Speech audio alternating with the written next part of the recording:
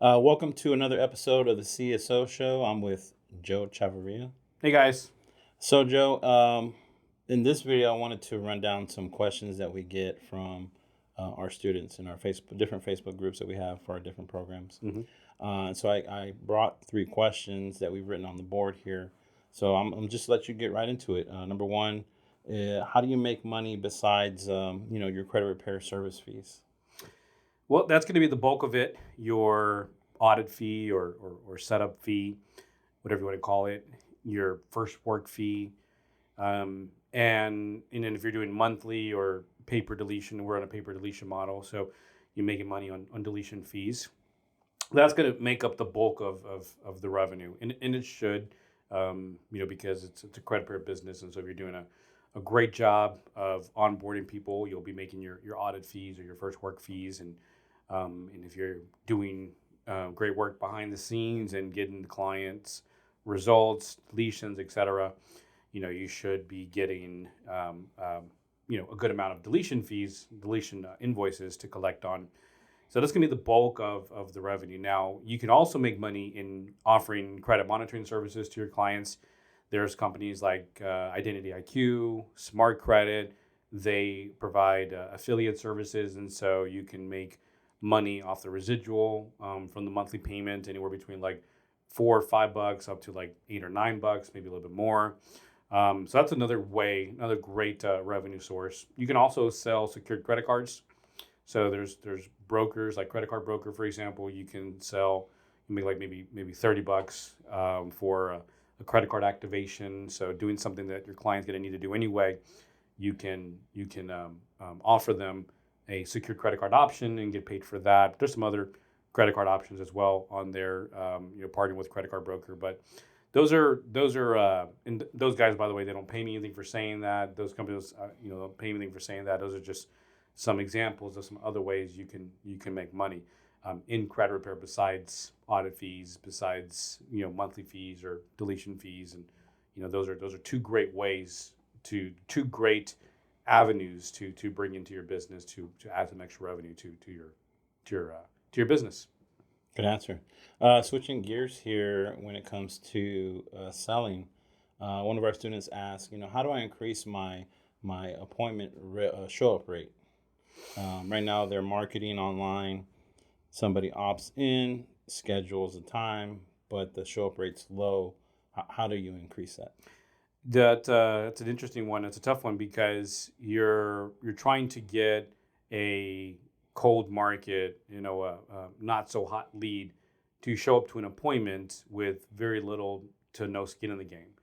You'll see a higher probability of them, showing up if they already have their credit pulled or they have given your organization personal information, social, date of birth, credit card information. You kind of have that on file. Therefore, there's a higher probability that they're going to show up to that.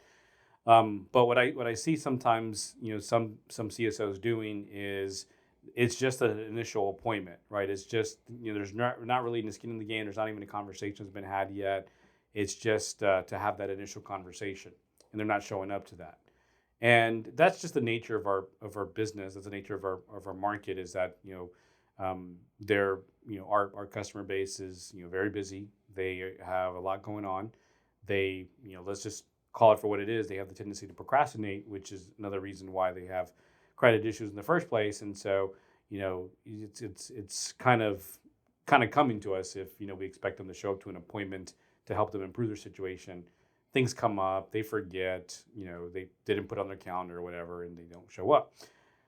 Us personally, I know we don't really. That's like not our main way to get the customers into the door. I think it's a great tool to use to help with, to bring some more people back on the forefront. But really, it's got to be picking up the phone, reaching out to them, calling them, texting them, emailing them, whatever. Getting in front of them as soon as possible, and kind of helping get the process going over the phone or via Zoom, whatever it may be.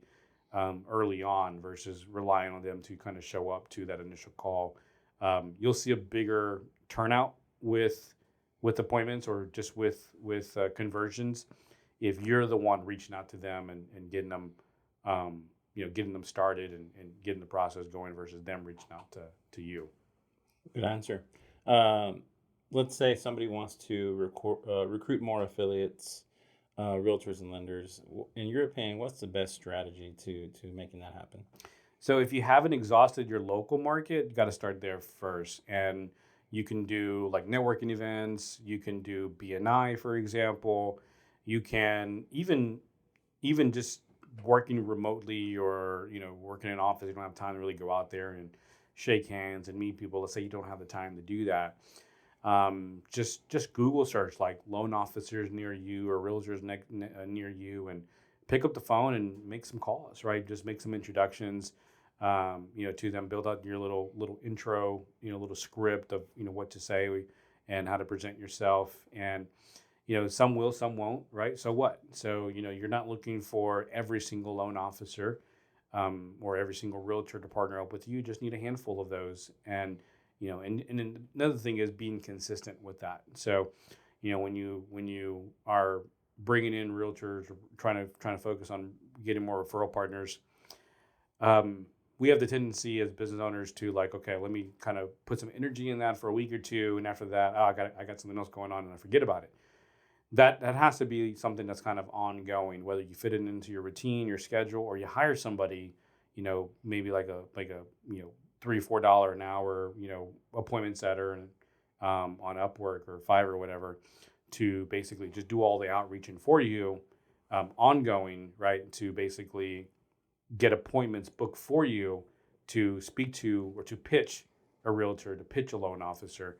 That way you kind of keep that going and keep that momentum going. But I'd say that's probably the best way, is one, actually starting to do it, and two, being consistent with it. And you give that, if you do that, let's say over a year's time, you'll have, I guarantee you, you'll have a good 20 to 30 referral partners that are consistently referring, 1 to 2, clients per month your way. And I think that if you're just kind of like bringing in 5 to 10 clients a month, I think that's definitely where you need to be starting. Definitely need to be looking at and doing a good job, right? So that means keeping the referral partners up to date on things, and keeping them in the loop on their clients and getting the clients back to them, and generally looking out for that versus forgetting about it. Because if you forget about them, they're going to forget about you, and then you're always constantly having to replenish your affiliate pipeline with new ones. And so you don't want to always having to be doing that because you're losing them.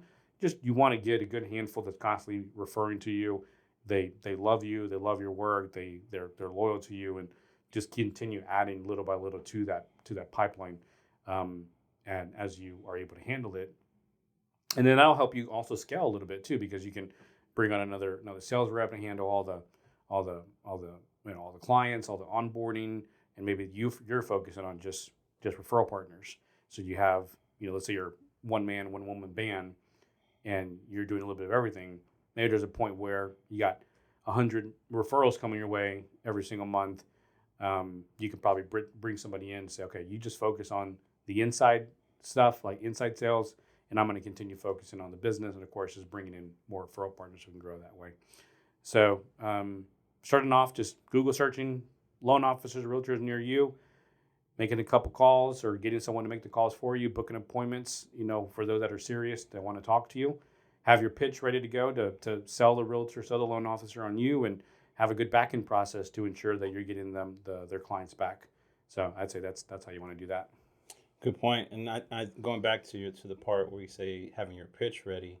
You know, these people, it's not like you're the only credit repair company reaching out to them. Right. So kind of put your mind in a position to where, how do I stand out? How am I a little bit different? And why would this person even give me a chance, right? Yep. And keep that in the back of your mind while you're having these conversations. The majority, and you're right, because realtors and loan officers, if you talk to 10 of them, 8 of them have referred in the past and they're not referring anymore. And if you find out, why aren't you referring anymore? It's usually going to come down to 2 things: one, lack of results, or 2, lack of communication. And so you just got to make sure you have that ready to go, have your results ready to go. Make sure you're happy with your process, like your process does work and it does deliver results and your clients are happy.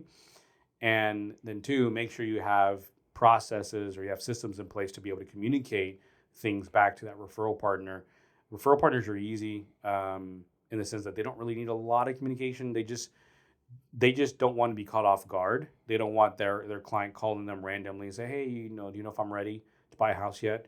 And they haven't heard anything from you, and they're like, "I don't know. Like, I don't Mhm. let me. Why don't I know this?" Right? They just don't want to be caught off guard like that.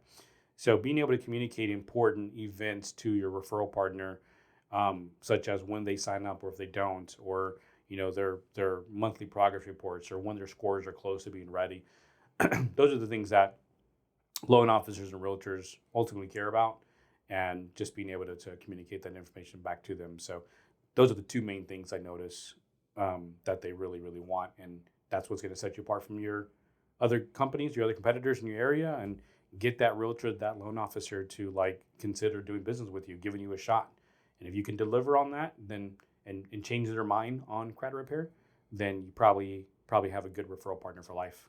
Yeah, and then also, if you're knocking it out of the park for them, they're going to tell Exactly. their Yeah. network of realtors and lenders, like, Exactly. "Hey, you got to use this person right here, man. They're the bee's knees." Right. Yeah, And most realtors know 2 to 3 different lenders, yeah, and so if you can impress the heck out of one realtor, they'll probably make that introduction for you. You'll meet at least their go-to lender for sure, and then at some point you can say, oh, "Here's some other lenders. This is the credit card company I work with. We got to use them.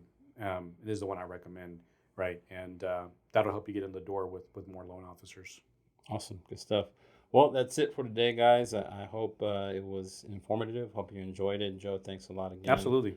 We'll catch you guys next time. Oh, by the way, if you want to, scale up your credit repair business, if you want to learn how to market it, you want to learn how to sell, then visit the link here, creditrepairads.com. That's where you find everything: blog articles, videos, courses, whatever you need to do to build and grow your credit repair business. So thanks again, guys. Best of luck. Ciao.